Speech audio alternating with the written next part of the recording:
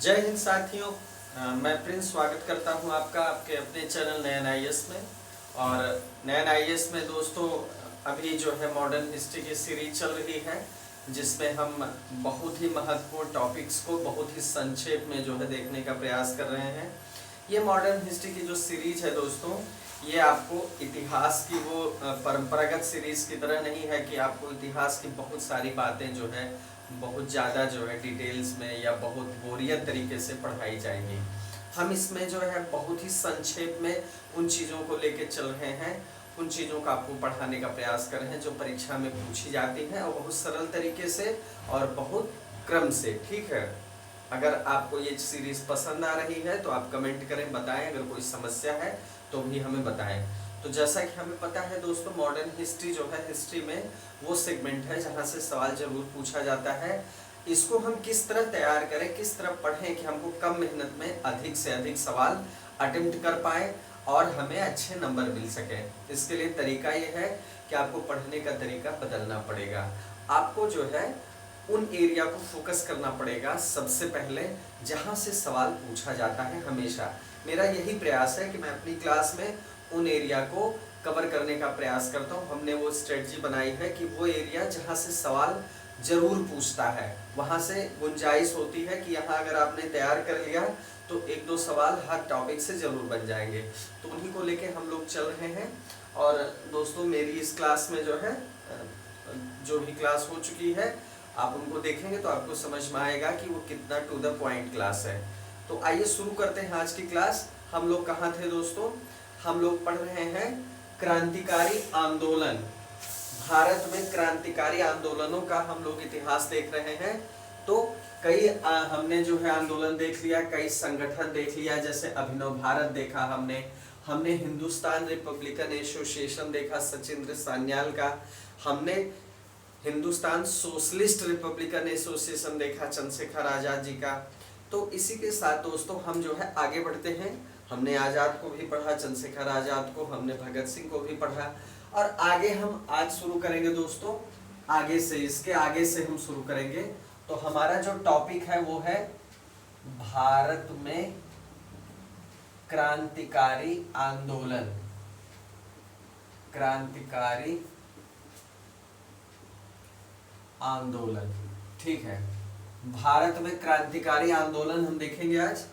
तो इसमें जो है हमको क्या देखना है, जो महत्वपूर्ण संगठन उनके बारे में हमने डिस्कस किया है। कुछ और ऐसी जो है मूवमेंट्स हैं या संगठन है या कार्य हैं जिनको हम संक्षेप में देख लेते हैं। जैसे इंडियन रिपब्लिकन आर्मी, ये भी सवाल पूछा गया है दोस्तों। Indian Republican army, Republican army, Indian Republican army की स्थापना किसने की थी? तो इसकी स्थापना की थी दोस्तों सूर्य सेन ने। किसने की थी? सूर्य सेन ने की थी, ठीक है। जेल में जो है राजनीतिक बंदी का जो भी प्रमाण था, राजनीतिक बंदी का दर्जा प्राप्त करने के लिए हड़ताल की थी। किसने? हमने आपको बताया था 64 दिन की हड़ताल थी जतिन दा की, ठीक है। बाघा जतिन जिनको कहा जाता था। तो जतिन दिन की 64 दिन की भूख हड़ताल के पश्चात वो शहीद हो गए। तो हम कह सकते हैं कि जो है राजनीतिक बंदी का दर्जा हासिल करने के लिए भूख हड़ताल किससे संबंधित है? ये संबंधित है जतिन दा से। राजनीतिक बंदी का दर्जा प्राप्त करने के लिए भूख हड़ताल, जतिन दा या जतिन दास 64 दिन की हड़ताल किए थे, जिसके पश्चात इनकी मृत्यु हो गई थी। क्लियर हुआ? चलिए ठीक है। चलिए हम देखते हैं दोस्तों, इसके आगे देखते हैं भारत से बाहर क्रांतिकारी गतिविधियां क्या थी। भारत में हम क्रांतिकारी आंदोलन को देखते हैं। हमने कुछ महत्वपूर्ण संगठनों के नाम भी आपको बताए, उनकी स्थापना, उनके कार्यों के बारे में डिस्कस किया। भारत के बाहर भी उस समय पैरेलल जो है आंदोलन चल रहा था। आइए उनके बारे में थोड़ा सा देखा जाए दोस्तों। तो श्याम जी कृष्ण वर्मा, श्याम जी कृष्ण वर्मा जी के बारे में देखते हैं। श्याम जी कृष्ण वर्मा, श्याम जी कृष्ण वर्मा, इन्होंने क्या किया दोस्तों, इंडियन होम रूल सोसाइटी की स्थापना कहाँ की, लंदन में। इंडियन होम रूल सोसाइटी की स्थापना की, कहाँ की दोस्तों, लंदन में। क्लियर हुआ। श्याम जी कृष्ण वर्मा ने इंडियन होम रूल सोसाइटी की स्थापना कहाँ की, लंदन में की। ठीक, चलिए। द इंडियन सोशलॉजिस्ट पत्र का प्रकाशन भी किया। एक पत्र था जो है द इंडियन सोशियोलॉजिस्ट,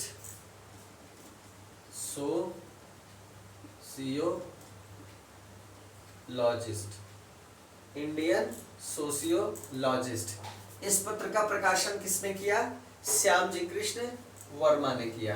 पत्र का प्रकाशन, क्लियर हुआ। द इंडियन सोशलॉजिस्ट पत्र का प्रकाशन किसने किया, श्याम जी कृष्ण वर्मा ने किया। क्लियर हुआ। ठीक है। इंडिया हाउस की आधारशिला, आपने पढ़ा होगा लंदन में इंडिया हाउस है, ठीक है। तो जो इंडिया हाउस है इसकी आधारशिला किसने रखी दोस्तों, इंडिया हाउस की आधारशिला किसने रखी, सोसाइटी द्वारा। ये जो इंडियन होम रूल सोसाइटी है इसी द्वारा क्या रखी गई, इंडिया हाउस की आधारशिला। तो ये लंदन में श्याम जी कृष्ण वर्मा जी का योगदान था। ठीक है, आगे बढ़ते हैं दोस्तों और गदर पार्टी के बारे में देखते हैं। बहुत महत्वपूर्ण पार्टी है।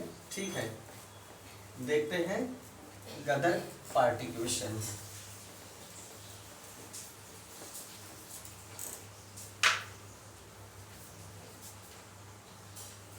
गदर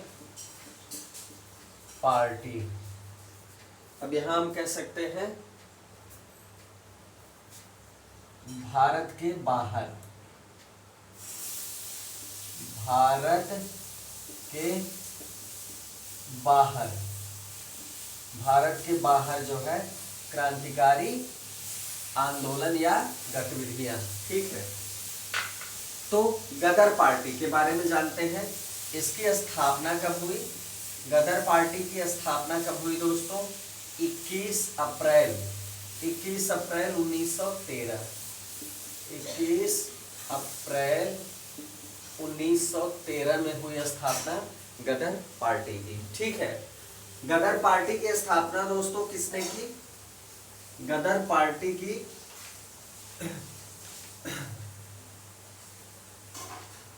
लाला हरदयाल, 21 अप्रैल 1913। कहाँ हुई, सैन फ्रांसिस्को, सैन फ्रांसिस्को में इसकी स्थापना होती है। ठीक है, यही इसका मुख्यालय है। कहाँ है ये दोस्तों, सैन फ्रांसिस्को कहाँ है, अमेरिका में है। ठीक है, सैन फ्रांसिस्को कहाँ है, अमेरिका में है, और यही जो है इस पार्टी का क्या है, मुख्यालय है। ठीक है, क्या है, मुख्यालय है। इसका मुख्य उद्देश्य क्या था दोस्तों, मुख्य उद्देश्य गदर पार्टी का क्या था, पराधीन भारत को अंग्रेजों से मुक्त कराना।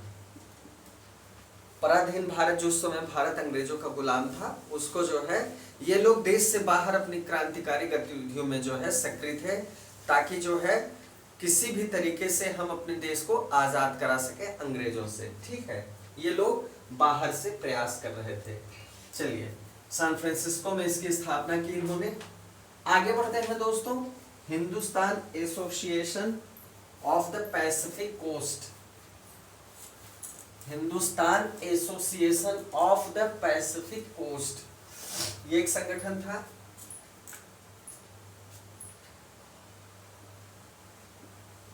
Hindustan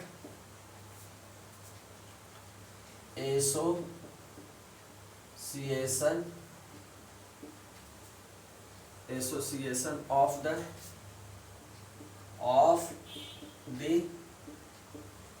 Pacific coast. क्लियर हुआ? Hindustan association of the Pacific coast. इसकी स्थापना कब हुई दोस्तों? इसकी स्थापना हुई 1913 में। ठीक है, ये पैसिफिक कोस्ट जो है का हिंदुस्तान एसोसिएशन था। ठीक है, चलिए, इसकी स्थापना 1913 में हुई। किसने स्थापना की? संस्थापक कौन था इसका? संस्थापक कौन था? Sohan Singh Bhakna.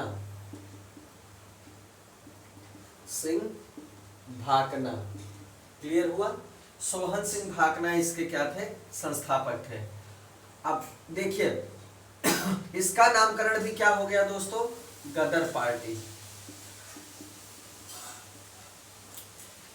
Hindustan association of the Pacific coast का भी नाम क्या हो गया? गदर पार्टी हो गया। क्यों? ये इसने क्या किया? गदर नामक अखबार निकाला। गदर नामक अखबार निकालने के कारण, गदर नामक अखबार निकालने के कारण इसका नाम भी क्या हो गया? गदर पार्टी हो गया। ठीक है, इसके भी पथ प्रदर्शक कौन थे? पथ प्रदर्शक, इसके गाइड कौन थे दोस्तों? पथ प्रदर्शक वही लाला हरदयाल। कौन थे? लाला हरदयाल। क्लियर हुआ? चलिए आगे देख लेते हैं। आगे देखते हैं दोस्तों। राजा महेंद्र प्रताप, राजा महेंद्र प्रताप। अब राजा महेंद्र प्रताप का क्या योगदान था? राजा महेंद्र प्रताप का क्या योगदान था?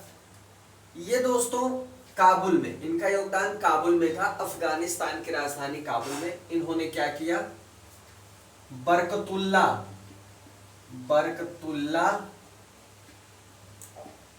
के साथ मिलकर, बरकतुल्ला के साथ मिलकर इन्होंने क्या किया? 1915 की बात है। ठीक है, 1915 में भारत की प्रथम अस्थायी सरकार का गठन किया। भारत की प्रथम अस्थायी मतलब टेम्परेरी अस्थायी सरकार का गठन किया।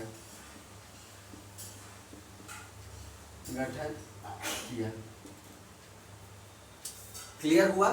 कहां किया दोस्तों? काबुल में। काबुल कहाँ है? अफगानिस्तान में। मतलब वहां भी लोग सक्रिय थे। ठीक है, काबुल कहाँ है दोस्तों?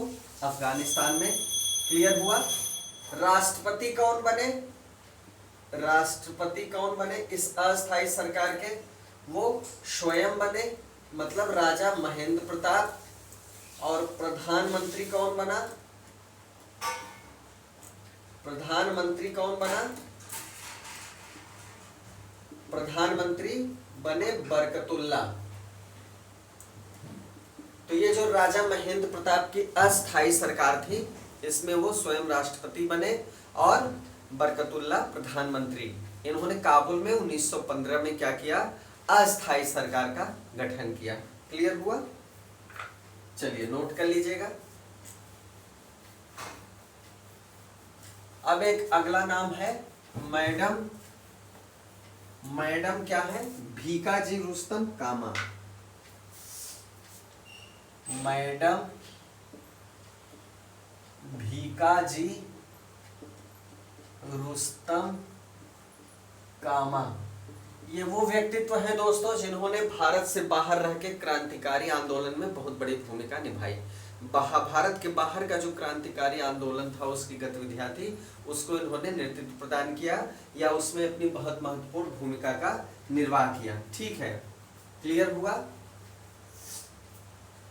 24 सितंबर 1861, 24 सितंबर 1861 को इनका क्या होता है, जन्म होता है। ठीक है, बहुत महत्वपूर्ण नहीं है जन्म।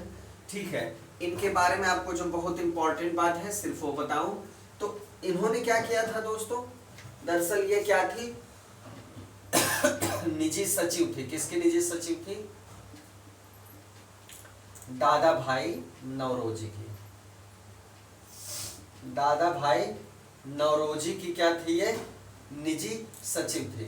ठीक है, निजी सचिव थे। अब इसके बाद इनका जो योगदान था क्या था, स्टुगार्ट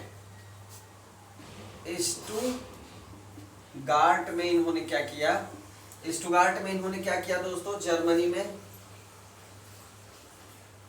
इन्होंने क्या किया, प्रथम भारतीय झंडे को फहराया। प्रथम भारतीय झंडे को फहराया। क्लियर हुआ, प्रथम भारतीय झंडे को इन्होंने स्टुगार्ट में फहराया। ठीक है, जर्मनी में। क्लियर हुआ। इनका अन्य नाम क्या था, मैडम भीकाजी रुस्तम कामा को हम और क्या कहते थे उस समय के लोग, भारतीय क्रांति की मां। इनको भारतीय क्रांति की मां से जो है संबोधित किया जाता था। ठीक है, भारतीय क्रांति की मां के उपनाम से संबोधित किया जाता था। ठीक है,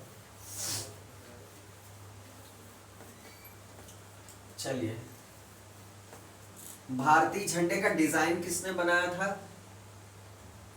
प्रथम भारतीय झंडे का जो इन्होंने फहराया, प्रथम भारतीय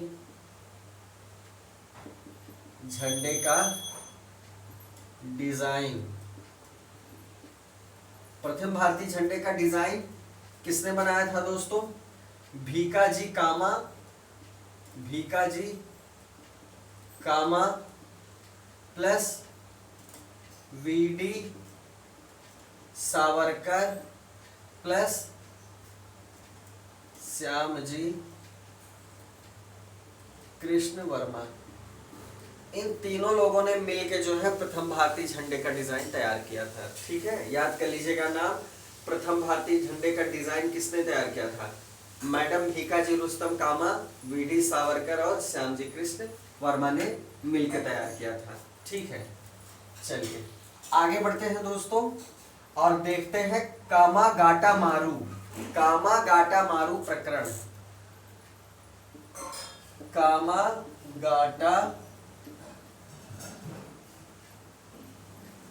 कामागाटा मारू प्रकरण क्या था, इसके बारे में हम समझने का प्रयास करते हैं। हांगकांग से कनाडा की यात्रा पे एक जलपोत निकलता है। कहां से निकलता है, हांगकांग से कनाडा की यात्रा पर क्या निकलता है, एक जलपोत निकलता है। ठीक है, हांगकांग से कनाडा की यात्रा पे निकलता है और भारत के गुरदीप सिंह, भारत के होते हैं गुरदीप सिंह, भारत के गुरदीप सिंह ने इसको किराए पे लिया। सिंह ने किराए पर लेकर लगभग 376 यात्रियों को क्या किया, इसमें बैठाया। ठीक है, ये कहां से कहां की यात्रा पर निकलता है, हांगकांग से कनाडा की यात्रा पर ये जलपोत निकलता है जिसका नाम क्या होता है, कामागाटा मारू। ठीक है, अब भारत के गुरदीप सिंह ने इसको किराए पे लिया और 376 यात्रियों को इसमें बैठाया। ठीक है, जब ये कनाडा पहुंचता है तो कनाडाई पुलिस इसको रोक लेती है। कनाडा पुलिस ने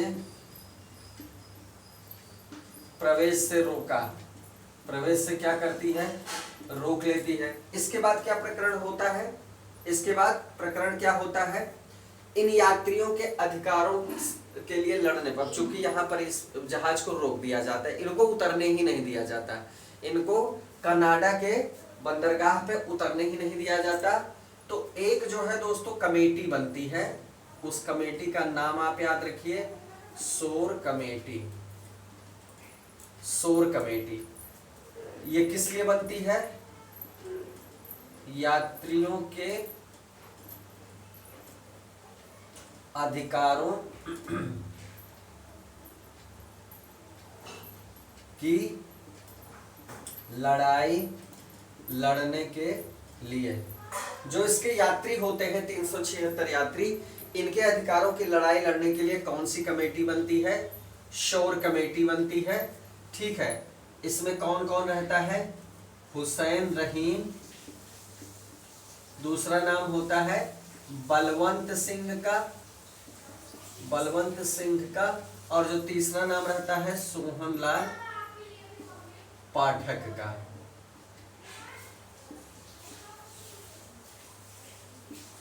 तीसरा नाम क्या रहता है? सोहनलाल पाठक का। ठीक है, ये लोग कहाँ रह रहे होते हैं? हुसैन रहीम, बलवंत सिंह और सोहनलाल पाठक अमेरिका में। कहाँ रह रहे होते हैं? अमेरिका में। ठीक है, नहीं, ये अमेरिका में ये लोग नहीं रहते दोस्तों, अमेरिका में रहने वाले लोग अलग थे। इनकी जो है, ये लोग मिलके बनाते हैं कमेटी, शोर कमेटी, जो यात्रियों के अधिकारों की लड़ाई लड़ती है। अब अमेरिका में जो लोग थे वो दूसरे लोग थे। वो लोग कौन थे? आइए उसको देखते हैं। वो थे दोस्तों बलवंत सिंह, बरकतुल्ला, रामचंद और सोहन सिंह। ये लोग होते हैं अमेरिका में और लड़ाई लड़ते हैं इनके खिलाफ। ये जो है यात्रियों के समर्थन में आंदोलन चलाते हैं। कौन कौन रहते हैं? भगवान सिंह रहते हैं, भगवान सिंह, दूसरा नाम है बरकतुल्ला, तीसरा नाम है रामचंद, चौथा नाम है सोहन सिंह। ये लोग कहाँ रहते हैं? ये लोग रहते हैं अमेरिका में, और ये लोग इन यात्रियों के समर्थन में क्या करते हैं? आंदोलन चलाते हैं। बाकी वो जो नाम थे वो शोर कमेटी में जो है शामिल थे। ठीक है, आगे बढ़ते हैं दोस्तों। ये क्या करते हैं? यात्रियों के समर्थन में आंदोलन चलाते हैं।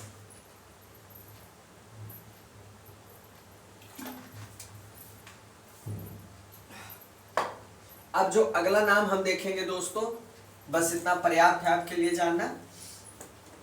पूरी कहानी जरूरी नहीं है कि आप जाने, समय कम है, कम समय में ज्यादा चीजें हमको पढ़नी है। तो रास बिहारी बोस के बारे में जानते हैं। रास बिहारी बोस, इनसे संबंधित तथ्य हम देखेंगे। ये जापान में रह रहे थे। ये क्या थे दोस्तों? भारतीय अप्रवासी, जिसे आजकल हम लोग क्या कहते हैं? NRI कहते हैं, नॉन रेजिडेंट इंडियन। ठीक है, ये कहाँ रह रहे होते हैं? किस देश में? जापान में रह रहे होते हैं। कहाँ रह रहे होते हैं? जापान में। ठीक है, तो ये क्या करते हैं? ये 28-30 मार्च को जो है, ये लगभग समय है 1942 का, जब भारत छोड़ो आंदोलन चल रहा था। ये क्या करते हैं? टोक्यो में जो है एक सम्मेलन बुलाते हैं। टोक्यो में क्या करते हैं? टोक्यो में एक भारतीय सम्मेलन आयोजित करते हैं। भारतीय सम्मेलन आयोजित करते हैं। इसके बाद क्या करते हैं? जून में ये बैंकॉक में सम्मेलन आयोजित करते हैं। कहाँ? बैंकॉक में सम्मेलन आयोजित करते हैं। 1942 में ये मार्च में कहाँ आयोजित करते हैं? टोक्यो में। बैंकॉक में कब करते हैं? जून में। ठीक है, और इसके बाद क्या करते हैं? सुभाष चंद्र बोस को ये निमंत्रण देते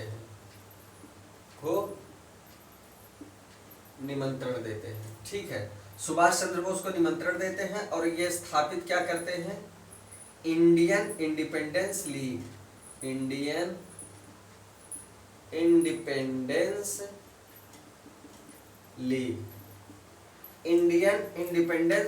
की स्थापना होती है। ठीक है, इंडियन इंडिपेंडेंस लीग की क्या करते हैं? स्थापना करते हैं। ठीक है, तो चलिए इंडियन इंडिपेंडेंस लीग, अब ये जो है इनका योगदान है रास बिहारी बोस का। ठीक है, अब आगे हम चलेंगे दोस्तों, बंगाल विभाजन और स्वदेशी आंदोलन की पृष्ठभूमि देखेंगे। बंगाल का विभाजन और स्वदेशी आंदोलन,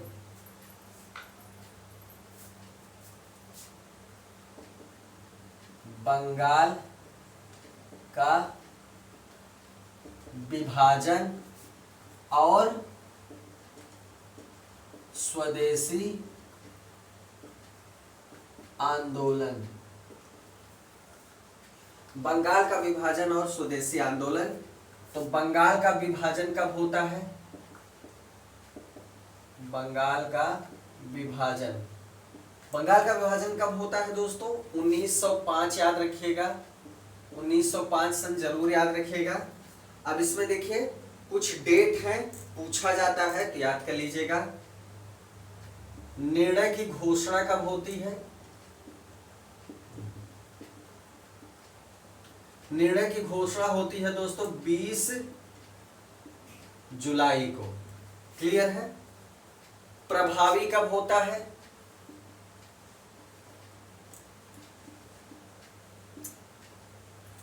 16 अक्टूबर सन 1905 ही रहेगा। ठीक है, 20 जुलाई को निर्णय की घोषणा होती है, 16 अक्टूबर को प्रभावी होता है।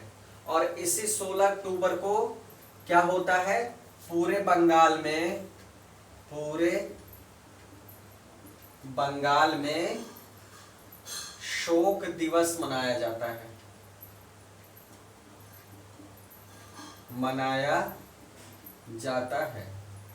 पूरे बंगाल में 16 अक्टूबर को, जिस दिन जो है ये प्रभावी होता है 16 अक्टूबर 1905 को, उस दिन जो है शोक दिवस की घोषणा होती है। ठीक है, चलिए अब इसके बाद रविंद्रनाथ टैगोर इस दिन को किस दिन के मनाने का सुझाव देते हैं? 16 अक्टूबर को रविंद्रनाथ टैगोर जो है इस शोक दिवस को किस दिवस की तरह मनाने का सुझाव देते हैं? राखी दिवस के रूप में। इसको ये राखी दिवस के रूप में मनाने का सुझाव देते हैं। ठीक है, क्लियर हुआ? अब इसमें क्या प्रावधान होता है वो हम लोग देखेंगे। बंगाल के विभाजन में 16 अक्टूबर को क्या होता है दोस्तों? राखी दिवस की जो है ये प्रस्तावना रखते हैं। चलिए आगे बढ़ा जाए। प्रावधान, बंगाल दो भागों में विभाजित हो जाता है। ठीक है, दो भागों में विभाजित हो जाता है। एक होता है पूर्वी बंगाल और दूसरा होता है दोस्तों पश्चिमी बंगाल। पूर्वी बंगाल और पश्चिमी बंगाल। ठीक है, अब दोस्तों पूर्वी बंगाल में क्या क्या आता है? एक तो पूर्वी भाग आता है। ठीक है, एक तो पूर्वी बंगाल होता है और प्लस क्या होता है दोस्तों इसमें? असम, ये नया प्रांत होता है। ठीक है, क्लियर हुआ? इसका मुख्यालय कहाँ होता है? ढाका, जो आज बांग्लादेश की राजधानी ढाका है वो इसका मुख्यालय होता है। पश्चिम बंगाल में क्या क्या आता है? पश्चिम बंगाल प्लस उड़ीसा प्लस बिहार। पश्चिम बंगाल प्लस उड़ीसा प्लस बिहार, ये आता है पश्चिमी बंगाल में। ठीक है, आगे बढ़े। चलिए इतना क्लियर हो गया दोस्तों। अब इसी की पृष्ठभूमि में क्या होता है? स्वदेशी आंदोलन शुरू होता है। ठीक है, क्या शुरू होता है? स्वदेशी आंदोलन। अब आइए उसको भी देख लेते हैं, स्वदेशी आंदोलन को भी देख लेते हैं। स्वदेशी आंदोलन,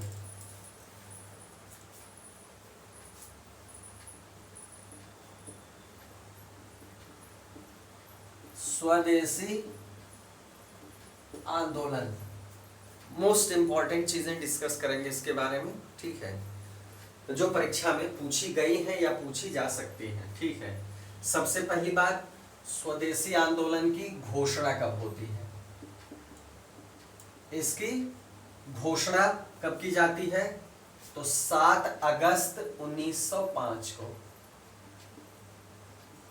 7 अगस्त 1905 को स्वदेशी आंदोलन की घोषणा होती है। स्थान क्या होता है?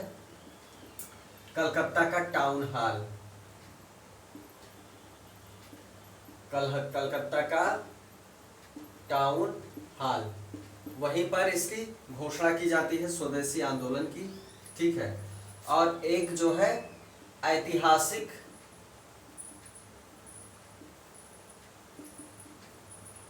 बहिष्कार प्रस्ताव, एक ऐतिहासिक बहिष्कार प्रस्ताव क्या होता है?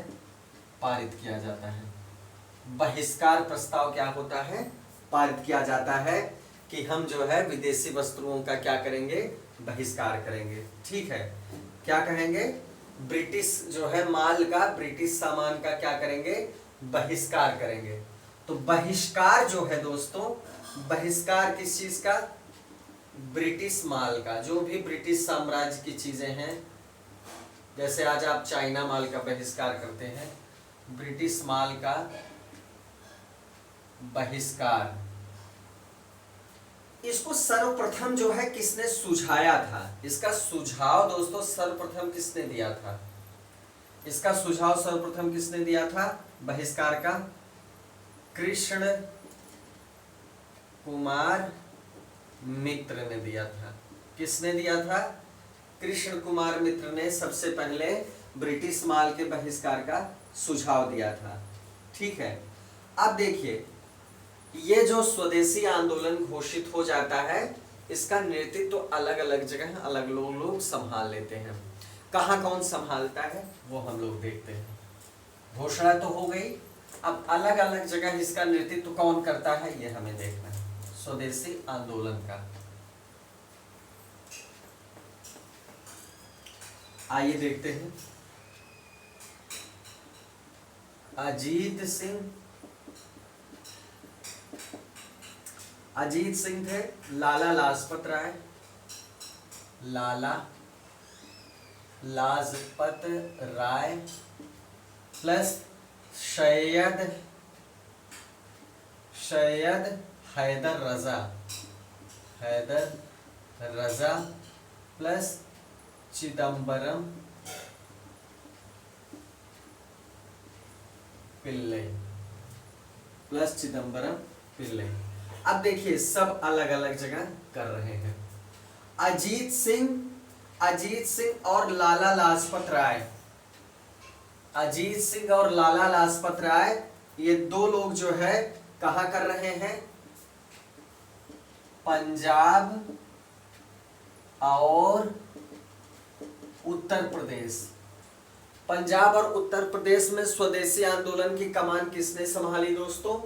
अजीत सिंह और लाला लाजपत राय ने, ठीक है।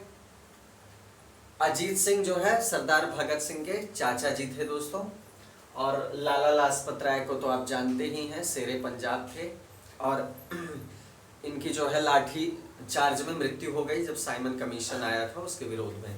तो ये जो है पंजाब और उत्तर प्रदेश में स्वदेशी आंदोलन की कमान को संभाले हुए थे।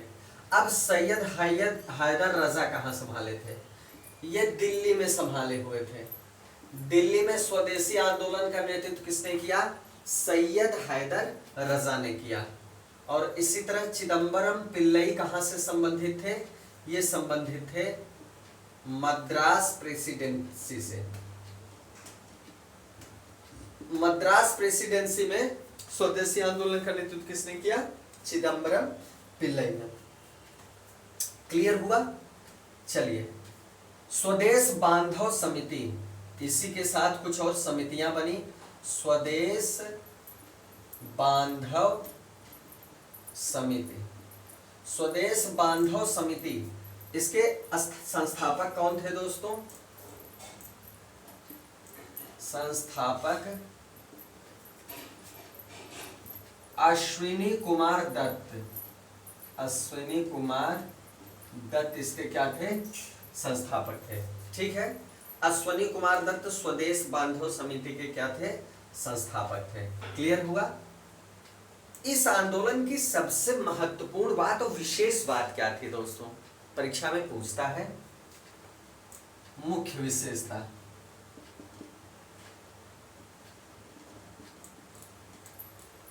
महिलाओं की सक्रिय भागीदारी। महिलाओं की स्वदेशी आंदोलन में दोस्तों सक्रिय भागीदारी थी।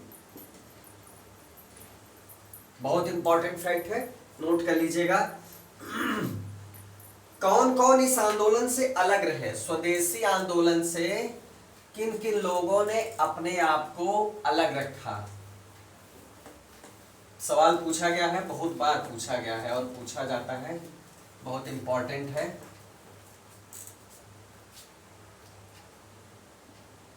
किसानों ने, मुस्लिम बहुसंख्य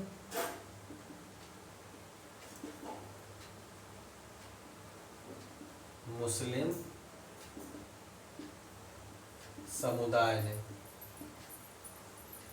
किसानों और बहुसंख्य मुस्लिम समुदाय ने अपने आप को इस आंदोलन से अलग रखा। ठीक है, अपने आप को इस आंदोलन से अलग रखा। क्लियर? पूछा गया है दोस्तों, बहुत महत्वपूर्ण टॉपिक है, इसको बहुत अच्छे से समझिएगा। ठीक है, कब इसको रद्द कर दिया गया? बंगाल विभाजन, स्वदेशी आंदोलन हो गया। अब इसमें अंतिम चीज क्या है? बंगाल विभाजन रद्द कब हुआ? 12 दिसंबर 1911। 12 दिसंबर 1911 को जॉर्ज पंचम द्वारा बंगाल विभाजन रद्द कर दिया गया। क्लियर हुआ? जॉर्ज पंचम ने बंगाल विभाजन को रद्द कर दिया। कब रद्द किया? 1911 में। ठीक है, चलिए, क्लियर हुआ? क्लियर हुआ दोस्तों? तो हम ये कह सकते हैं कि जो स्वदेशी आंदोलन हमने पढ़ा, इसकी जो तात्कालिक पृष्ठभूमि थी आंदोलन की, वो क्या थी? बंग विभाजन, मतलब बंगाल विभाजन। ठीक है, ये आप क्लियर कर लीजिए। यही 1911 में ही क्या हुआ था? दिसंबर के महीने में, दिसंबर 1911 में, एक तो दिसंबर 1911 में क्या हुआ? जॉर्ज पंचम ने बंगाल विभाजन को रद्द कर दिया। दूसरा क्या काम किया गया? दिसंबर के ही महीने में कलकत्ता से दिल्ली को राजधानी बनाया गया। कलकत्ता से दिल्ली को भारत की राजधानी बनाया गया।